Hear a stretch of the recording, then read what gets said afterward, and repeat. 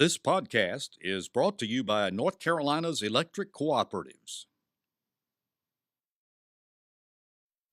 This is NC Spin, an unrehearsed discussion on issues of interest to North Carolinians. Now, here is your moderator, Tom Campbell. Welcome. You've heard and read the spin the media and the politicians have put on the issues of the day. To get the correct spin on what's going on in North Carolina, let's introduce you to our panel of experts. They include former Chair of the State Board of Education, Phil Kirk, and former Senator and all kinds of other things. Syndicated columnist and author, John Hood. Chris Fitzsimon, Director of NC Policy Watch, and former Secretary of State and former Attorney General Rufus Edmisten. Well, on this 990th edition of NC Spin, we ask our panel whether the NCAA fumbled in their ruling on UNC. We'll ponder whether judges will get an independent master to draw new legislative maps, and debate why charter schools are whiter, richer, and more urban. Plus, as always, we'll ask the panel to tell us something we don't know. Let's get to it. After years of news stories and millions of dollars spent in legal fees, the NCAA announced they would not penalize UNC Chapel Hill for allowing athletes to enroll in classes that didn't meet and even have others write papers for them. The reaction ranged from joy and celebration among Tar Heel fans to consternation and criticism by many others. Chris, there are a lot of people that are saying the NCAA fumbled by not taking any action against UNC. What do you think?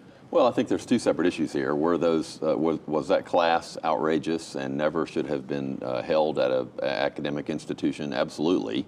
But I'm not sure the NCAA, the argument UNC made, was that all students could take that class, and indeed there were a lot of non-athletes that took the class. The issue was whether or not they gave athletes an impermissible benefit by having that class, and I don't know, but I think you can make an argument that they didn't. Now that doesn't Phil, isn't that kind of like Mama used to say, if Billy jumps off the cliff, you should too? I mean, that's the point they're making, isn't it? No, the point is that this is basically the point is this is an academic scandal, not an athletic scandal. And I'm not so sure they're wrong. It's outrageous. I'm not condoning it. I think it's terrible and it's embarrassing for the university, and it's going to take them decades to get over it. But I think the NCAA's point is they didn't do anything specifically for athletes. They had this ridiculous class, and everybody was taking it. Well, they had people writing papers for them. Well, and I think the ruling was based on the fact that they thought it was an academic scandal and the NCAA doesn't have jurisdiction. I'm not saying I agree with it. I'm just saying that's what the. All right, let's hear from an NC State fan. And then the accrediting agency said they weren't going to look at it again, which I found to be a little bit unusual. I saw some irony in the fact that on the same day, Friday the 13th, when the NCAA didn't punish Carolina for students not going to class, they punished NC State basketball player for going to class. He had been enrolled at another university, went to summer school, took 2 classes, the coach got fired, he transferred to NC State, and the NCAA will not let him play for a year because he went to class. So you got this big group that didn't go to class, they're okay, but one went to class and it's not okay. Rufus, if the NCAA was going to decide this way, what took them so doggone long to make this decision? Well, they're incapable of making a real decision. When you look at the bylaws, look how they're set up, and the thing that baffled me was that it was like a criminal standard. If there was any doubt whether or not UHC did something wrong, then you would rule in favor of UNC. But I am so happy it's over with. I've been critical, as you know, in the past. That's my own alma mater, very tough on them, but I'm glad it's over with.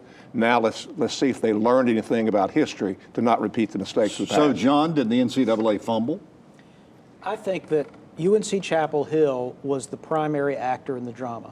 And essentially they had 2 choices. They could come to the NCAA, as they had previously done in some extent in public and in front of the accreditation agency, and basically expressed a great deal of regret and maybe offered up some kind of self-imposed penalty and then hope for the best. And they would have risked some adverse impact on games and sports, but they would have maintained their reputation. What they decided instead was to fight tooth and nail for their sports victories, their sports championships, and they succeeded, and they trashed their reputation. They basically said academic freedom protects the right of faculty administrators to pretend to educate children who pretend to take classes. That's academic freedom. Now, that doesn't meet our standards today, but that's so that they have absolutely succeeded in protecting their sports teams, which is apparently all a lot of the decision makers care about.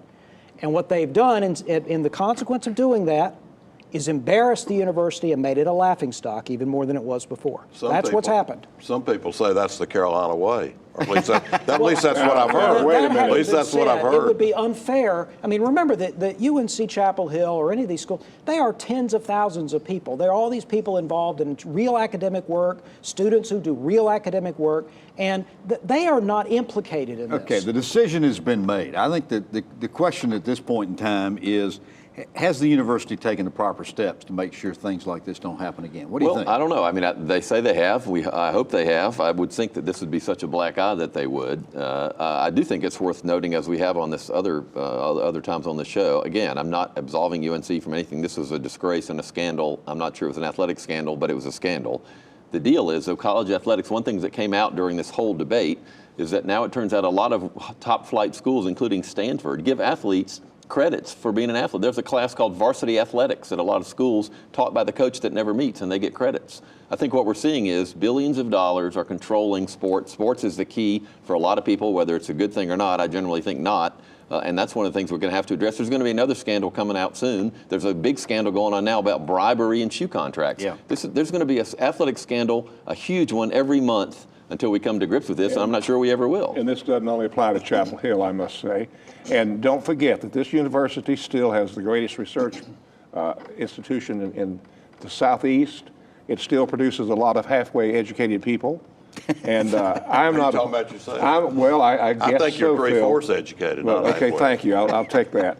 But I'm so tired of this being beaten up. I was one of the Well, leaders. I was going to ask you about this. I've not changed my mind. I think it was a disgrace what happened, and more people knew about it than we let on like. But it's time to move on. Well, I was going to ask, Phil, is this a case where the News and Observer was just beating a drum, trying to make a story here that was bigger than what it really was? I think it was a huge story, and Carolina, of course, the bottom line, it turned out fine for them in terms of actual penalties.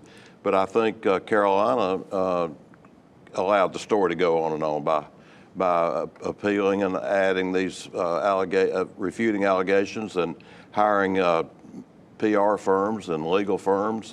But it turned out that those expenditures accomplished their objective, which and I was to pay them throw away the academic credibility of all the departments and the schools that Rufus is talking about. Say, well, maybe those are important, but you know what's really important is that we won games 10 or 15 years ago. I think Carolina has learned its lesson, and I think Chancellor Folt has taken proper steps, and I want to pay them a compliment and say they are no Louisville. Louisville did not learn their lesson several times. So has the NCAA become essentially a toothless tiger? They have been so for a long time. It's a joke. I mean, Bill Friday used to talk about this. I can remember back in 1987, 88, during the Knight Commission with he and Father Ted Hessbaugh from Notre Dame. Well, I'll give you one other example. We have a lot of schools, not just UNC, Duke, most big schools that have big sports will have a player enroll knowing they're only going to be there 1 year. They go to class the first semester. They never show up in another class the second semester. They're a student athlete at that university and then they go pro because they make the university millions of dollars. That's what's behind all this. The main thing to think about is the NCAA is a board that governs a sports business. It has nothing to do with academics, despite their claims. But it's a board comprised of college presidents. It's part of what I'm getting at, Tom. Point made, huh? Well, for the past few weeks, you know that we've been reminding you about the Super Kids fundraiser to be held next week at the Farmers Market Restaurant, October 26th. Rufus Edmisten founded this organization. Rufus, why did you start this nonprofit, and how many kids have you helped through the years? We have had 35 kids to graduate from college, and we started it simply for the reason that a lot of kids had overcome adversity and couldn't go to any kind of upper education unless we helped them. Well, I know of the good that you've done, and I salute you and congratulate you for it. And thank you, Tom. And I want to invite you and so many of your friends on NC Spin to join so many of your friends on NC Spin next Thursday night at the Farmers Market Restaurant in Raleigh. We're going to have incredible food. Gypsy does an incredible buffet. Great food. Your $60 charitable contribution helps kids. And for more information, you can call the number on your screen, 829-1988, or email Rufus at rufusedmiston.com, and we hope to see you there. After these messages, we're going to talk about who will draw the maps. NC Spin will return after these messages.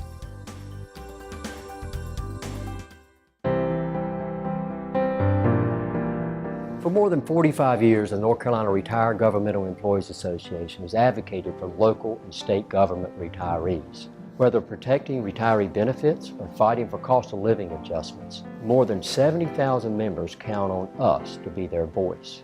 Government retirees work for us, and we stand for them. Learn more at ncrgea.com.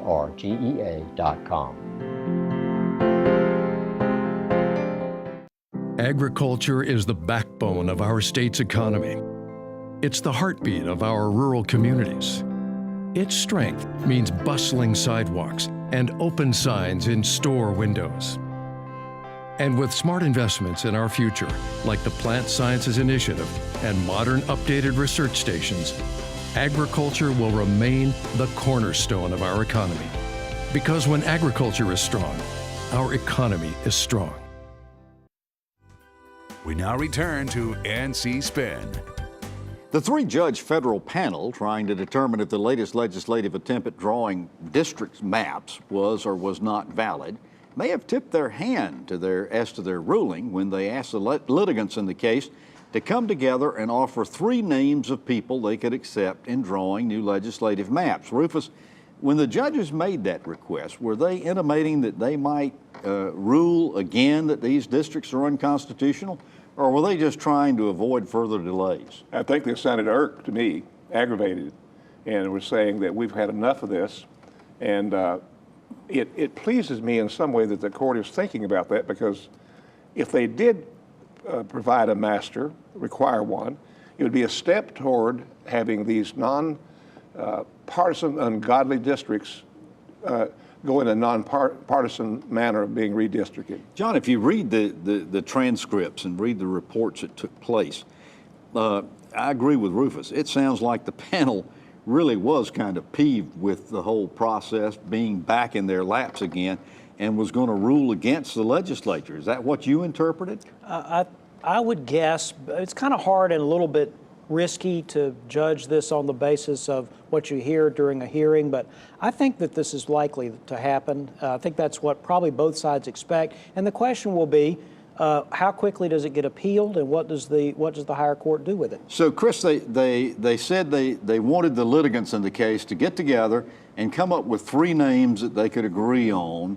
who could become what they call masters to potentially draw the maps. Now, earlier this week, the litigants announced they couldn't agree on anything. What happens now? Well, that was the least surprising, I think, result. If their two sides are very far apart on a lot of things, including who should draw the maps if it's not the maps that have already been drawn. So now the court is going to choose a special master if they rule this way. And I think, again, John is right that you can't always make assumptions from questions and the way things went, but it's probably more likely than not that somebody else is going to draw these maps for the General Assembly. Although I think that the appeals in this case are limited. They're going to have to file a new lawsuit because of the way this was sent back to this court. That doesn't mean the Republicans, if they lose, and the legislature, if they lose, can't file an appeal, but I think it'll take a little longer than normal. Well, help me with this. If the judges pick somebody to draw the maps, Phil, then do you suppose they have to accept the maps that person draws, or is that possibly open for? I think that whatever the judges tell them to do, that they're still got the upper hand as they normally do. But I've made it a practice not to ever predict what judges are going to do. But in this case, I think most of the panel's correct. I think they're going to appoint somebody. But we have had this happen in state maps. So yes. To point out early in Judge Knox Jenkins, yeah. right, appointed County. a special master and those maps were in effect for one election. So we've had this before. All right, but help me with this, John. I think there are two separate lawsuits taking place regarding redistricting. Is that not the case? There's three judges. Right. There's multiple cases. Remember that there are some cases that involve claims like the one we've just been talking about of racial gerrymandering. You also have a separate set of challenges that under the purported new standard of partisan gerrymandering, that there's some claim you can make in federal court that you're depriving someone of equal protection or other kinds of constitutional violations when you draw maps for partisan gain. So there's several different kinds of lawsuits going on. It's kind of hard to keep them all straight, but ultimately I do think that whatever decision is made, and it may take a new lawsuit, but I do think the High Court will get another shot at it. Rufus, one of these cases, as John said, involved partisan gerrymandering of congressional districts. In a state where registrations are relatively even, vote totals are relatively even in a lot of elections. We've got 13 congressional districts, 10 Republicans, 3 Democrats. A reputable map maker generated 3,000 computer models over a period of time. None of them had as many Republicans in the districts and as did the current model. Is that sufficient evidence to warrant a change of these districts? Well, it is plain to me that it is. However, I think the Supreme Court has a golden opportunity. That case has been argued that extreme judicial redistricting, the plaintiffs are alleging that deprives you of due process, equal vote. And frankly, I don't think it has that much to do with the racial gerrymandering. It's the results come out the same way. When you design something that is so terribly one-sided toward a political party, it by necessity is going to be shifting racial voters around. But Rufus is right, Phil, isn't he, in saying that if the U.S. Supreme Court would just lay down the criteria and say, okay, here's what we will accept, here's what we won't. I think that's part of the frustration of all the sides in these discussions, is that the Supreme Court has sent some confusing or mixed signals in the past. So I think it's ultimately going to be decided at that level. I think it is unwise to expect the U.S. Supreme Court to provide in the Wisconsin case or any other case a set of clear criteria that everybody can use. I don't think that's what they're going to do, and people shouldn't be expecting Haven't done it so far, probably won't now. We're going to take a break. When we come back and talk about charter schools are richer, whiter, and more urban.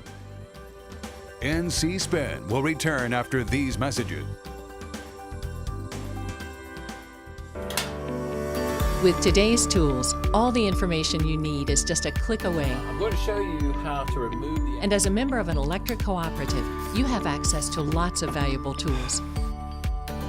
Tools that help you do it yourself when it comes to controlling your home energy use and budget, leaving you free to be Dad. Discover how your electric cooperative can help you control your energy use at EmpowerMeNC.com. I help educate and inspire visually impaired students to strive for a brighter future. I make sure visitors to the North Carolina Zoo take a walk on the wild side. And I make sure that the fuel you buy is a quality product from pipeline to pump. I support small businesses in North Carolina by matching them with hard-working, well-trained employees. I make sure the roads you drive on are safe. Scenic, the one voice speaking in support of the men and women who are making North Carolina great.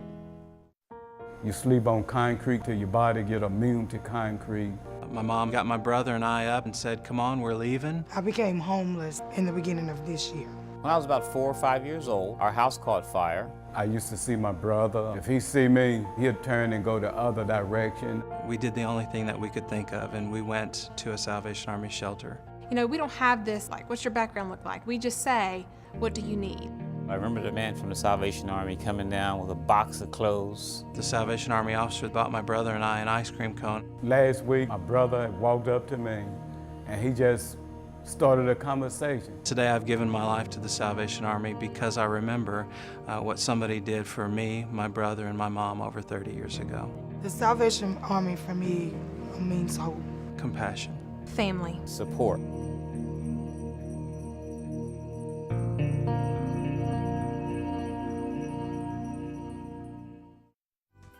We now return to NC Spin. In 1996, our state joined many others authorizing charter schools. So many changes have been made to that original bill that it barely resembles the intent originally. Today's charters are comprised of richer, whiter, and more urban students. Phil Kirk, you were chairman of the State Board of Education when these first charter schools came online. The charters supposedly had to mirror the racial and economic makeup of the traditional schools. What's changed? A lot of things. One, the rhetoric. I thought at the time that the rhetoric sounded good about the racial balance and all, because very few people in positions of importance wanted to go back to resegregate the schools. But when you've got the marketplace is what has taken hold there, and when a lottery is involved in deciding who gets to schools, when parental choice is involved, it's very hard, and it's not impossible to have quotas or to reflect the racial balance. And in regard to white or urban, I've been in 25 to 30 chartered schools. Quite a few of them are all African American, and some are almost all white. So I don't disagree with that, and I think one of the reasons is transportation is not required, and although a number of schools provide it, and that's limited some of and same thing with the school lunchroom program. So I think that has sort of skewed it toward the wealthier areas, and plus the for-profit companies are not going to go into rural areas. And we're going to touch on that in a minute. Rufus, regarding the situation on racial balance that originally was required. According to a report, more than half the students in North Carolina are minorities, but charter schools, the number on average are 1 in 3. Does this substantiate the claim that they are perhaps resegregating our schools? Well, I think it's naturally happening, as Phil said, because when I've always said, follow the money, and you see what can happen. You follow the money of the school operators, especially those that are for profit, and they're not going to do anything that will affect the bottom line if they can help it. And that doesn't give you any, and there's no chance either with the lottery. You have to win a lottery to get into a charter school. Until that's changed, I don't know how you change it. Right. John, help me with this. Rufus says follow the money. How are some organizations able to do this for a profit, and yet so many public schools are yelling and screaming they ain't got enough money? Well, there are a variety of moving pieces here. The first thing I want to say is a lot of these people who are profiteering on public schools, that they have spent more money than they could ever get back. Or even if they got some back, it would be a very, very low return versus investing in some other field. The notion that these are all, a lot of these people that created charter schools in North Carolina are all out to make some gigantic buck is absurd. However, there are ways that some of these charter school management organizations, be they firms or nonprofits, do gain some economies of scale. They have some bulk purchases. Once they've done 3 or 4 or 5 or 6 schools along a certain model, it gets easier and less expensive to start new ones because they've already proved out a classical system or whatever the capital needs that they solved. So there are some ways you can spend. In fact, as we see more organizations running multiple charter schools, we ought not to be upset about it because in the long run, they're more likely to be successful. So why are they making such big political contributions, Chris? Well, because they want to run more schools. And another reason why some of these schools are able to do this is that they're not required to take kids with disabilities, for example. There's some which are a lot more expensive to educate. There are some schools that require you to pass a certain level of math, which means all of a sudden the kids are higher educated. Generally, the parents are going to be able to be more supportive at the school. There are all sorts of things. Phil mentioned transportation, free and reduced lunch. Just because if you're a poor African-American kid in Southeast Raleigh, if there's a really good charter school way in North Raleigh and you can't get there, you're not going to enter the lottery in the first place. So, I mean, there's a lot of things. John is right about one thing. There are a lot of moving parts here. Yeah, Phil, one of the biggest charges I've heard against charter schools is that they are not as accountable as traditional public schools. Well, the rules certainly aren't the same, and that's the purpose of charter schools, and where I think those of us who support charter schools have failed and failed miserably is that when it first arose and traditional school people said, well, it's not a level playing field. I said, it's not supposed to be. We're supposed to find out what works, what rules they don't have to go by, and then we'll transfer those over to the traditional schools. But nobody's followed through and determined there are some very successful charters. And what do? Like, they don't have to go by pay scale. They can pay less but not have as much red tape, and teachers feel they have more freedom, et cetera, in some of the charters. And we hadn't followed through on the original purpose, in my opinion. I'm sure we'll be talking about this subject some more. Well, we're going to take a break, and when we come back, we'll ask the panel to tell us something we don't know. NC Spin is brought to you in part by the North Carolina Farm Bureau. The Farm Bureau and Agriculture. We keep North Carolina growing. The healthcare landscape is filled with questions and uncertainties of changes that are coming. In these times of change, there's one thing you can trust. You can trust your family physician to work for you not only in treating sickness and disease, but also your overall health. Regardless of how healthcare might change, the men and women of the North Carolina Academy of Family Physicians pledge to work upholding your trust. Family Physicians, your trusted healthcare advisors. I help educate and inspire visually impaired students to strive for a brighter future. I make sure visitors to the North Carolina Zoo take a walk on the wild side. And I make sure that the fuel you buy is a quality product from pipeline to pump. I support small businesses in North Carolina by matching them with hard-working, well-trained employees. I make sure the roads you drive on are safe. Scenic, the one voice speaking in support of the men and women who are making North Carolina great. We now return to NC Spin. Now we're going to ask the panel to tell us something we don't know. Chris Fitzsimon, I'll start with you. Well, as evidence that things and traditions that probably should still be in place are changing in Raleigh, unfortunately, I will point to it's gotten a little publicity, not enough. The state Senate recently appointed a guy named Jim Womack, reappointed him to the Oil and Gas Commission, which will oversee fracking if we're going to have it in North Carolina. But there wasn't a spot for him, so they put him in the conservation spot, which meant he's supposed to be a non-government organization interested in conservation, which most people interpret to be an environmentalist. He's the most supportive person of fracking I can ever imagine. He's a member of what is a very unusual group that really doesn't do conservation. By the way, he also called President Obama a Marxist Muslim imam. Those are the kind of people that we're now having on a board that could make important decisions in North Carolina. If we're going to have designations in the law about people have to come from specific places and interests, we ought to follow the law. The Senate did not follow the law. You're saying he's not impartial. I'm saying Rufus no. Edmisten, tell us something we don't know. I have to read this because my friend Congressman Walter V. Jones. In 1986, lobbyists spent $61 million on congressional lobbying, an average of $113,000 per lawmaker. In 2016, that number grew to $3.1 billion, an average of $5.8 million per lawmaker. Is your lawmaker in Congress worth $5.8 million? Well, are they bought and paid for? Phil Kirk, tell us something we don't know. I keep hearing that we have abolished or nearly abolished teacher assistants in North Carolina. So I decided to research that, and I found that we've almost abolished them. We only have 21,000 teacher assistants in North Carolina. Now, the high was 30,000 that I've been able to find, but most of those were replaced, were dropped during the recession when they had to cut a lot of areas of the budget. I think it gets into the whole debate about, is it better to have a lower class size, or is it better to have a bigger class with a teacher and a teacher assistant? The key is having a well-qualified teacher in every classroom. Yeah. John Hood, tell us something we don't know. So there is still very serious academic work at UNC Chapel Hill. Among other things, they have the Carolina Demography Project. They put out a new study recently looking at municipal growth in North Carolina. Some of the most rapidly growing cities and towns are along the ridges of the Charlottes and the Raleighs, places like Holly Springs, places like Rollsville in Wake County.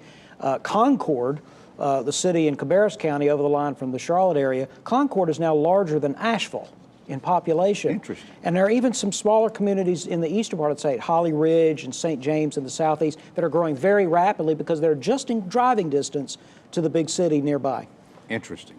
Well, you've heard our spin on the issues of the day. To stay informed all during the week, give your feedback, and read my weekly column, visit our website, ncspin.com, or catch NC Spin on Facebook. And join us next week when we'll have more balanced debate for the Old North State. Until then, stay informed and watch out for the spin.